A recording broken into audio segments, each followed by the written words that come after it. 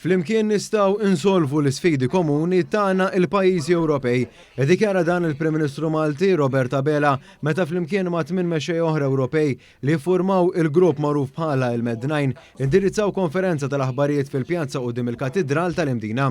Aktar qabel taħt saqaf wieħed fil-Berġa ta' Kastilja f'żewġ laqgħat differenti dawn iddiskutew bosta temi fosthom l-isfida tal-immigrazzjoni. Preżenti għal waħda mid-diskussjonijiet kien hemm ukoll il-President tal-Kummissjoni Ewropea Ursola u l-President tal-Kunsill Ewropew Charles Michel. Quddiem għexieren ta' ġurnalisti lokali u internazzjonali, il-Prim Ministru Robert Abela nota sentiment komuni espress mid-disa pajjiżi li l-Mexxejja tagħhom iltaqgħu f'Malta dwar l-immigrazzjoni. Dr. Abela sostna kif ir-relazzjoni ta' bejn l-Unjoni Ewropea u l-pajjiżi tal-Afrika ta' fuq għandhom jerġgħu jiġu stabbiliti mill-ġdid biex jitjiebu relazzjonijiet u jmorru lil hinn minn għajnuna umanitarja. As the Med9 nations, we believe that EU-Southern Mediterranean relations need a reset.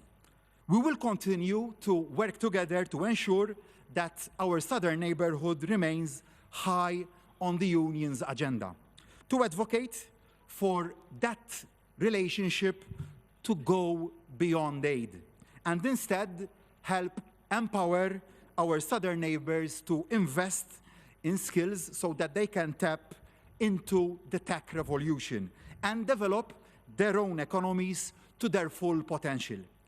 This, however, must be a tailored approach.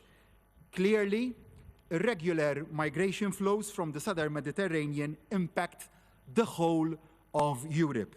Tackling these flows is a priority for governments across our continent.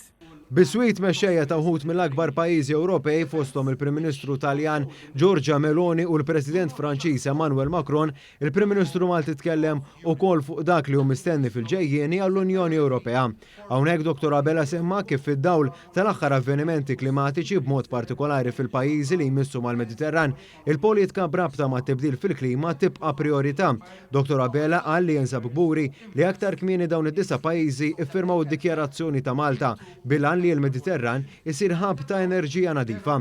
Il-Prim Ministru nota wkoll is-solidarjetà ta' Malta mal-poplu Libjan u Marokkin wara li dan is-sajf sofrew minn avvenimenti klimatiċi katastrofiċi. Pari passu mal-qalba ambjentali, il-Prim Ministru semma wkoll il-qalba diġitali għal-ġejjieni. Dear colleagues, dear friends, climate and the technological revolution are the most fundamental changes that our societies face. At times, the pace of that change can seem overwhelming.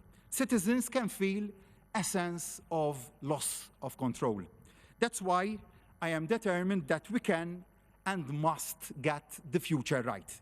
Fid-diskors tiegħu Robert Abela tkellem ukoll dwar il-ħtieġa li l-pajjiżi tal-Mediterran jiksbu mediċini bi prezz ġust u ħeġġeġ biex tkompli ssir ħidma b'risqlat dwar il-mediċini kritiċi u x-xogħol tal-Kummissjoni Ewropea brabta mal-pakkett ta' riforma fil-farmaceutika.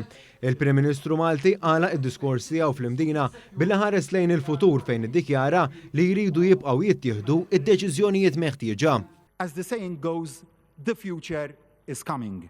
Like any change, that can be a scary prospect. But the answer isn't to turn the clock back, nor to throw up our hands in vain and attempt to try and hold off change. The answer must be to take the decisions that can ensure that we get the future right. I'm confident the decisions we have taken here today do just that. I look forward now to seeing just how much progress we have made when we gather next in Cyprus in 2024. Thank you.